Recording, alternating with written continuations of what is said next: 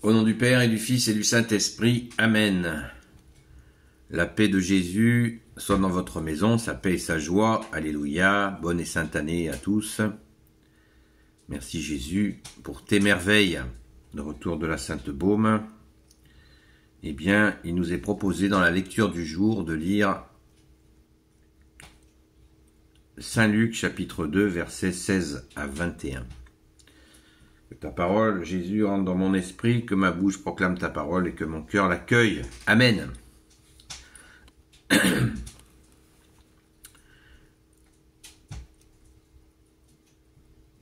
Lorsque les anges furent repartis vers le ciel, les bergers se dirent l'un à l'autre, « Allons donc jusqu'à Bethléem, voyons ce qui vient d'arriver et que le Seigneur nous a fait connaître. » Ils y allèrent sans perdre un instant, et trouvèrent Marie et Joseph, ainsi que le petit enfant déposé dans la mangeoire.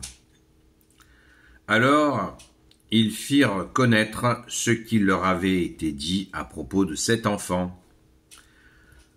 Tous ceux qui en entendirent parler restèrent fort surpris de ce que racontaient les bergers. Quant à Marie, elle gardait le souvenir de ces événements et les reprenait dans sa méditation. Les bergers repartirent, ils ne faisaient que remercier et chanter les louanges de Dieu pour tout ce qu'ils avaient entendu et vu, tel qu'on leur avait annoncé. Quand arriva le 8e jour, ils circoncirent l'enfant, selon la loi, et lui donnèrent le nom de Jésus, ce nom que l'ange avait indiqué avant que sa mère ne soit enceinte. Alléluia. Gloire à toi, Jésus. Merci pour tes merveilles. Eh bien, c'est la joie des bergers. On en a parlé, je crois, on y a pensé. C'était le 2e dimanche de l'Avent, avant Noël. Donc c'est magnifique. La joie des bergers qui continue en ce premier jour de l'année. Eh bien, nous sommes encore dans la joie des bergers, la joie de Noël, une extension de la joie de Noël qui continue. Bien, rendons grâce les amis. Alors, l'exégète a une chose importante nous dit une chose importante aujourd'hui, c'est le commentaire qui est fait de cette parole. C'est sur l'attitude de la très sainte Vierge Marie. Il nous est dit au verset 18, « Tous ceux qui en entendirent parler restèrent fort surpris de ce que racontaient les bergers. » Verset 19. Quant à Marie, elle gardait le souvenir de ces événements et les reprenait dans sa méditation. Nous savons, régulièrement, dans l'Évangile, on nous dit que la Vierge Marie méditait dans son cœur les événements. Et là, le commentateur donc du texte, il nous dit: ces quelques mots à propos de la mère de Jésus nous rappellent que les faits sont un langage de Dieu, qu'il faut méditer longtemps. Et c'est ce dont je voulais vous partager, qui me paraît vraiment très édifiant, très intéressant. Le cœur n'est pas le symbole de l'affection, mais le siège de la conscience et de l'intériorité. Je répète, le cœur n'est pas le symbole de l'affection, mais le siège de la conscience et de l'intériorité. Et oui, parce qu'on nous représente le cœur, Saint-Valentin, le sirop de fraise. Tout le monde dit il est beau, tout le monde dit il est gentil. C'est pas ça le cœur. Le cœur n'est pas le symbole de l'affection, mais le siège de la conscience et de l'intériorité. Waouh! Alors Jésus nous rappelle sans cesse, là où est ton trésor, là aussi est ton cœur. Donc nous sommes invités à vivre donc dans notre cœur, mais il y a une confusion que nous faisons, et c'est un bon programme comme début d'année, belle résolution. Nous confondons cet élan du cœur comme être quelque chose sans réflexion. On aime sans réfléchir. Non, non, non, non, non, non. C'est pas ce qui nous est dit là, et c'est tout à fait intéressant. Siège de la conscience et de l'intériorité. La conscience, c'est un vaste sujet.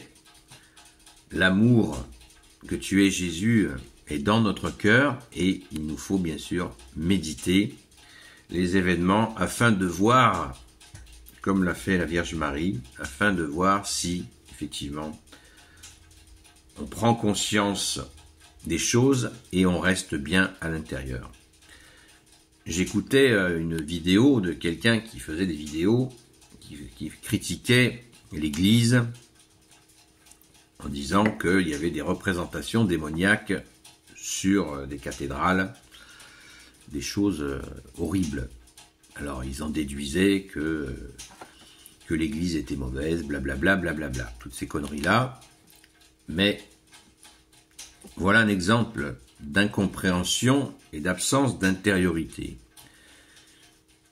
Les sculpteurs qui ont fait ces représentations monstrueuses à l'extérieur de l'église, c'était une forme de catéchisme pour bien expliquer qu'à l'intérieur de l'église, il n'y a pas de symbole démoniaque. À l'intérieur de l'église, tout est beau, tout est auprès de Jésus qui rayonne de son amour dans l'église, à l'intérieur de l'église, voyez. Et à l'extérieur de l'église, eh bien, il y a ce style qui correspond à une époque, ce qui n'est pas du tout le cas dans le style roman, mais ce style de l'époque était de montrer que, voilà, à l'extérieur, il y a le mauvais qui sévit. Donc, restons bien à l'intérieur de nous. Jésus nous y invite régulièrement. Toi, notre seul enseignant, ô Jésus, et c'est magnifique. Le démon ne peut pas nous attraper par l'intérieur, puisque à l'intérieur de nous, il y a le siège que tu occupes, ô Jésus, si nous t'invitons, et l'ennemi essaye de s'immiscer, de s'infiltrer, mais il ne peut pas le faire si nous sommes bien sûr bien accrochés à Jésus, à ton amour, à l'intérieur de nous, et où nous te faisons la place. Il n'a pas sa place à l'intérieur de nous. Il nous influence par l'extérieur pour essayer de nous convaincre de ses plans mauvais. Donc restons bien en ce début d'année. Eh bien, j'espère que cela nous aidera à comprendre la nécessaire intériorité, méditation, donc cette intériorité, cette conscience, cette intériorité dans notre cœur, avec bien sûr aussi notre Sainte Mère Marie. Alléluia, gloire éternelle soit au Père et au Fils et au Saint-Esprit, maintenant et toujours et pour l'éternité. Amen. Ô Jésus, toi qui peux tout et qui portes tout, toi le Sauveur, toi l'Emmanuel, je te confie toutes celles et ceux qui regarderont cette vidéo ainsi que leurs proches selon ta sainte volonté, ô Jésus. Sainte Marie, Reine des cieux, toi l'Immaculée Conception, toi qui écrases le serpent, toi qui as la lune sous tes pas, toi notre Mère, Notre-Dame. Saint Joseph, toi le juste et le saint, toi le sage, toi la terreur des démons, toi le saint gardien de la Sainte Église catholique apostolique, Sainte Marie-Madeleine, notre chère sainte patronne, et vous tous les saints et saintes amis de toi, Jésus, Saint Michel Archange qui est comme Dieu, Saint Gabriel Archange, Saint Raphaël Archange, et vous tous les anges qui servez Jésus, je vous confie toutes celles et ceux qui regarderont cette vidéo ainsi que leurs proches selon ta volonté, ô Jésus. Eh bien, continuons à être unis dans la prière. Message bonne et sainte année à tous les amis de Sainte Marie-Madeleine. Continuons de prier, ne nous lassons pas de prier, certainement pas.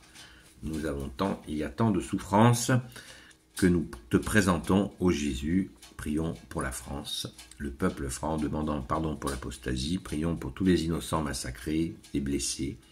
Prions pour les militaires à qui Jésus donne la force de refuser de participer à ces massacres. Prions, prions et encore prions.